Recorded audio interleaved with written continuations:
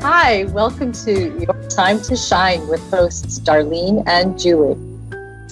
Your Time to Shine is a radio show devised to help you discover your own divine gifts. And tonight we're going to be talking about a topic that Julie thought of this one. We take turns coming up with talk about. So tonight, and it will be fun to think of some tools or to hear if people have certain tools that they use to bring in spirits or loved ones that have crossed over. So tonight, Julie and I are going to talk a little bit about the signs and messages they send us, our loved ones.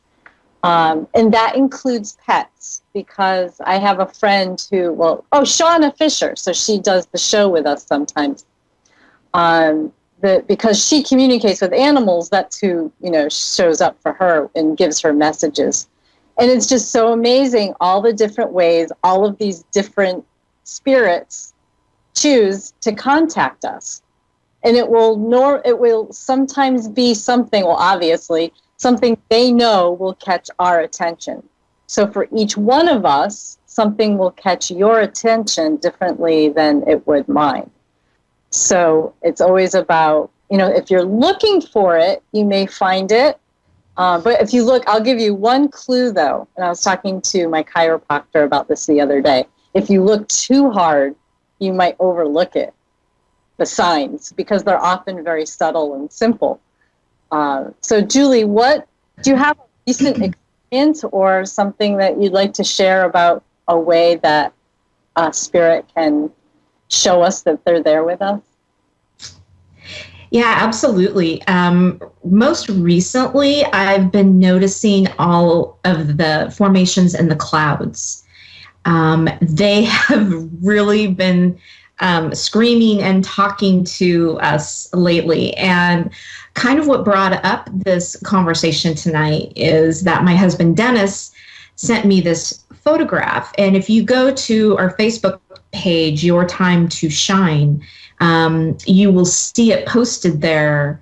And it looks like two angels hovering in the sky. There really aren't any other clouds. Those are the clouds that are there. And that's been happening a lot. The sky will be completely clear, and then there will be all these shapes of angels or angel wings. That's the other one. The other night we saw some, and it was like, wow, those look like huge angel wings in the sky. No other clouds around whatsoever. So for me right now, the clouds are turning up, but there can be lots of different signs. Finding pennies or quarters, that's my grandmother coming through, or finding a penny on the ground or a quarter on the ground. It could be a feather. Loved ones are notorious for leaving feathers to let you know that they are around. So there's all different kinds of ways that they try to get our attention and say, I just want you to know that I'm here. So Darlene, what are some of the things that you've recently noticed? Well, it's interesting that some of the signs are universal, like the pennies and feathers. Today, I actually found both of those. Pennies almost every day. Yeah. For a while there, I wasn't seeing them, and it started up about a week ago. I looked down, and there's a penny every single day. It's really funny. Definitely the clouds. I see messages the other day, and I take pictures like you do to people. I'm not losing my mind. Dragons have been what I've been seeing up in the clouds lately. And I'm trying to think. My grandma sends me messages that's another thing to talk about. So it's not just something we can see. They use all of our 5 senses. So my grandma, it's often a scent. So roses, the smell of rose oil, and I'll know grandma is with me, or the smell of chicken soup. Yeah, that's a funny Yeah. one.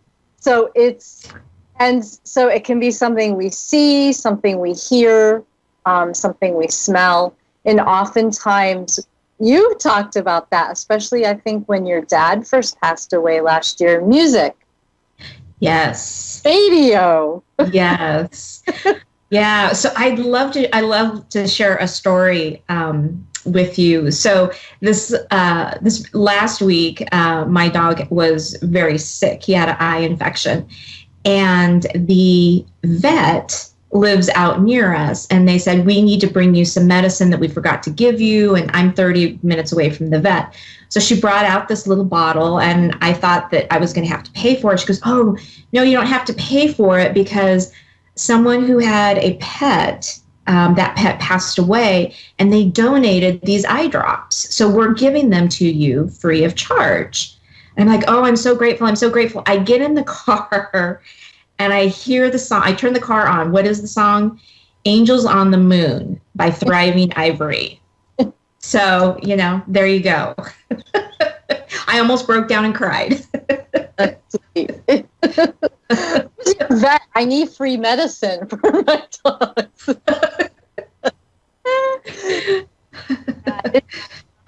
Definitely music, if I'm thinking about a particular person or even, an animal, and music will come on the radio that reminds me of that person, and I know that they're nearby. Yeah. And something like a shirt, like I haven't seen in a long time, and it's something that reminds me of my grandmother, and all the there it is, just out of the blue. It's pretty amazing how they connect. So yeah, just being open to that. Do you have, like, when you're looking to connect with spirit or ask a loved one a question, do you have a particular tool that you use? I always do an expansion. I always do an expansion before I sit down and do any kind of a reading. And then I just invite my loved ones in for guidance and protection. So that's essentially my tool. I mean, I have many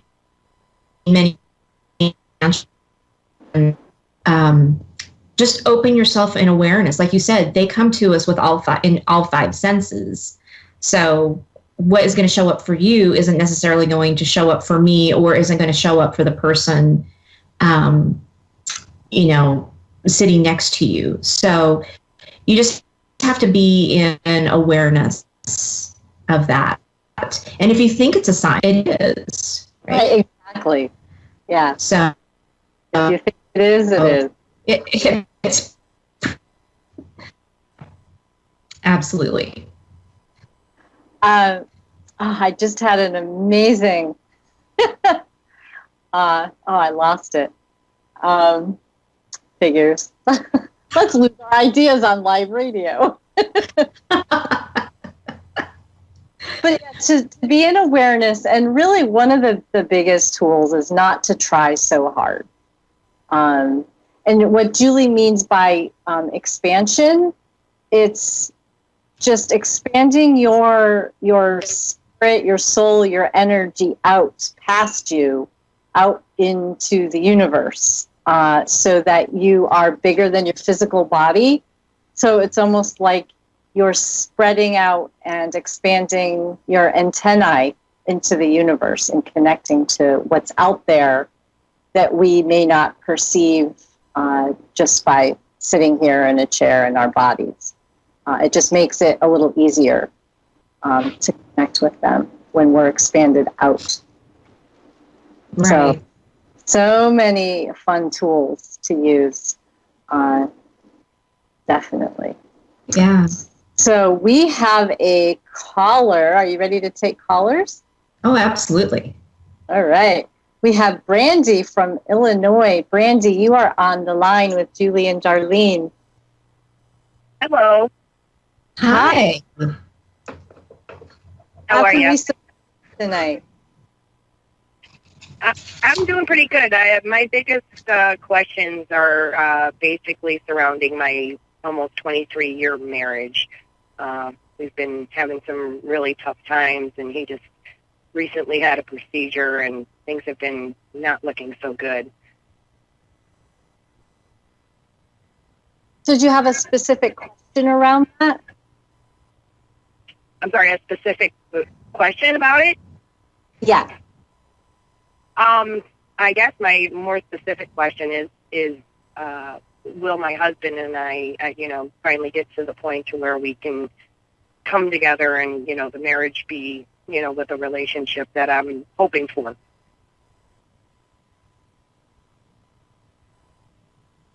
Julie's tuning in. I'm getting yes that you, yes, you will. However, it may not look the way that you are expecting or hoping. So I would just ask for you to, how this is going to turn out is just be open to it.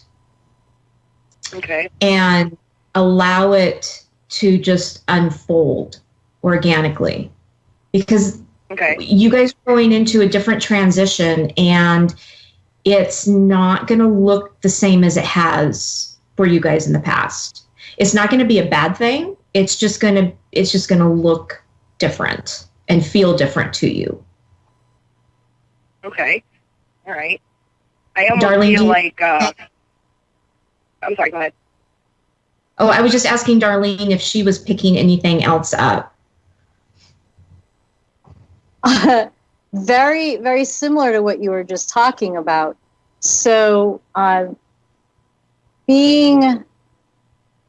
looking at what it is that you would like to have in your life as a relationship is really key in anything. Are you feeling fulfilled? Are you experiencing all the joy that you would like to have when you are with another person? And actually, part of what I'm hearing right now is first you enjoy being with yourself. I'm picking up on some of this is your relationship with yourself.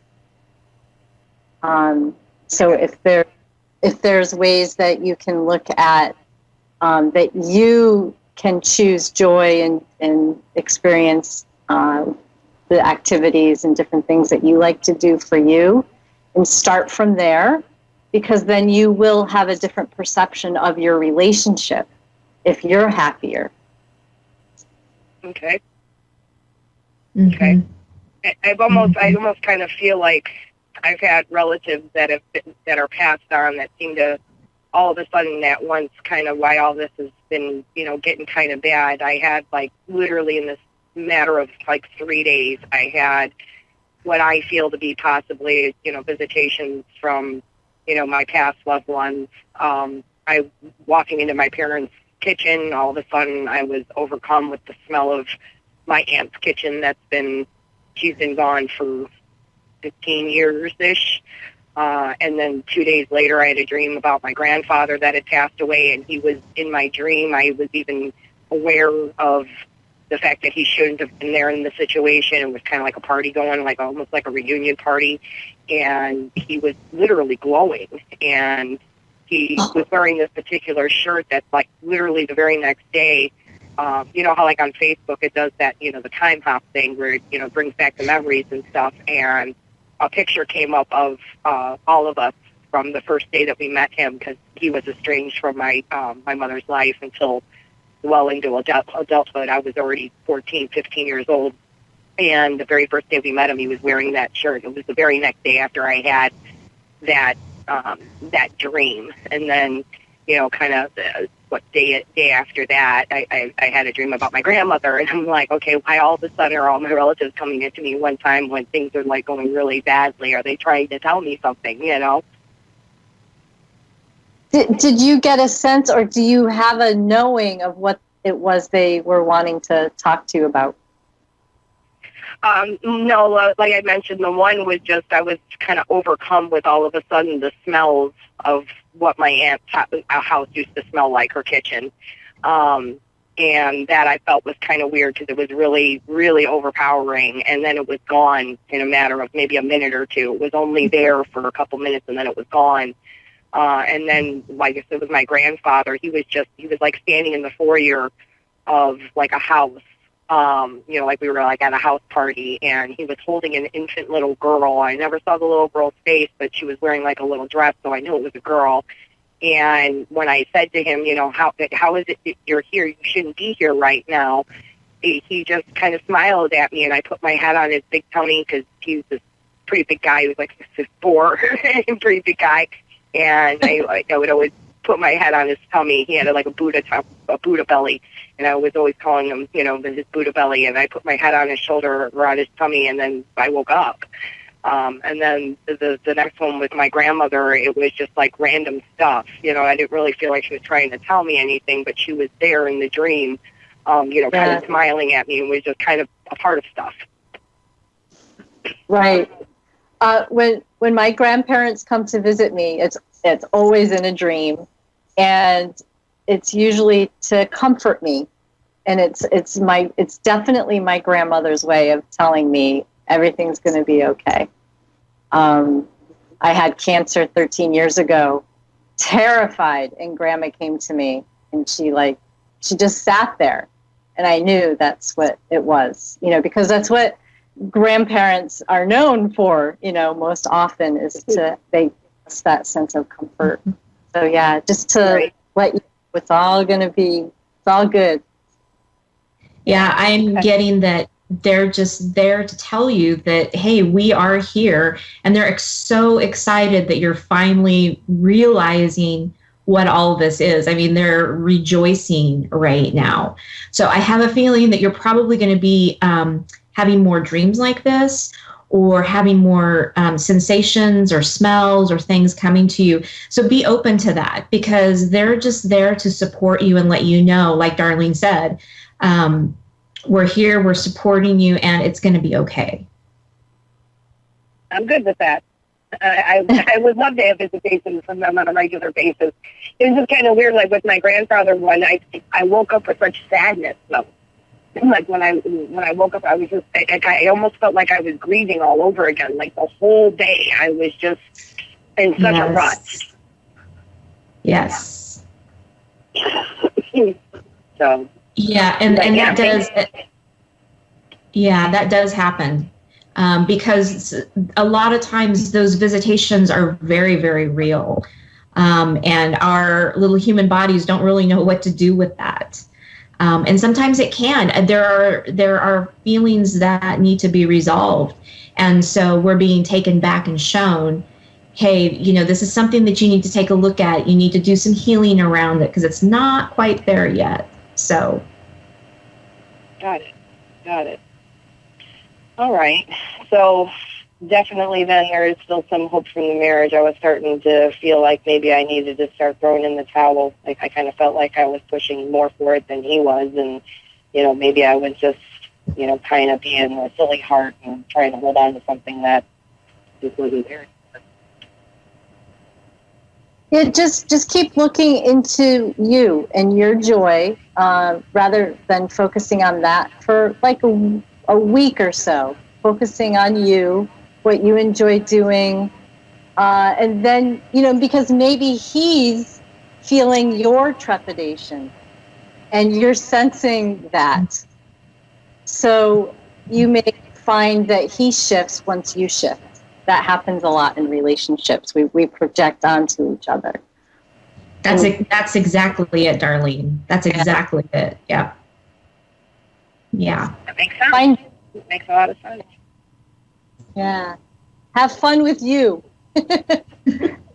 I play softball 3 days a week, and I coach my daughter's softball team as well. So I've been up until just last week, for the last 6 to 8 weeks, 7 days a week has been somebody's baseball practice or someone's games or something going on. So I definitely try to keep myself involved as much as I can in that particular sport, because that's where my passion is. So I definitely love doing that, and I have no intentions on giving that up.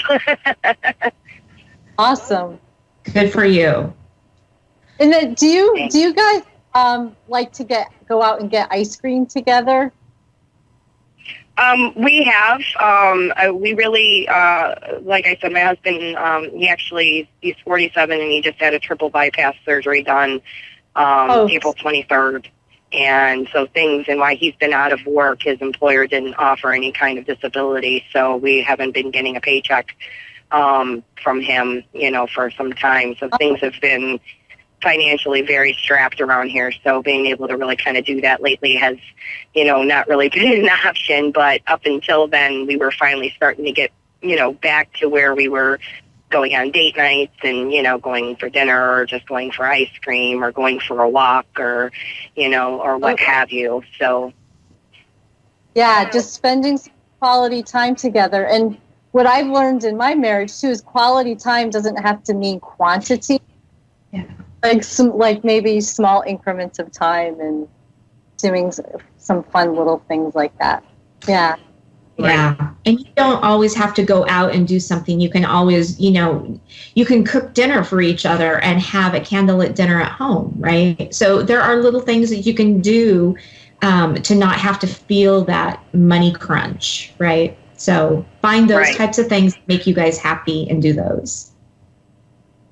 And that's a very good idea. Our kids are going to their grandparents' house for an entire week, so we're going to have a whole week to ourselves here coming up next week. So I think that'll definitely be in order. Fun. You enjoy that, okay, Brandy? Thank you very much. I appreciate it. Thank you. Have a good night. You as well. All right. So we're coming up on the end of our show already. So I'd just like to invite you guys all to our Facebook page, Your Time to Shine. And also you can go to yourintuitivementors.com and find out more. Yeah, we have some interesting readings that both Julie and I do. You can email us and sign up and see all the fun different activities we do. And I started the Facebook group as well, Your Time to Shine on Facebook. So thank you for tuning in, and we will see you next week. Same time, same place, and me, Julie, and I. Absolutely. Have a great night, everybody. Good night.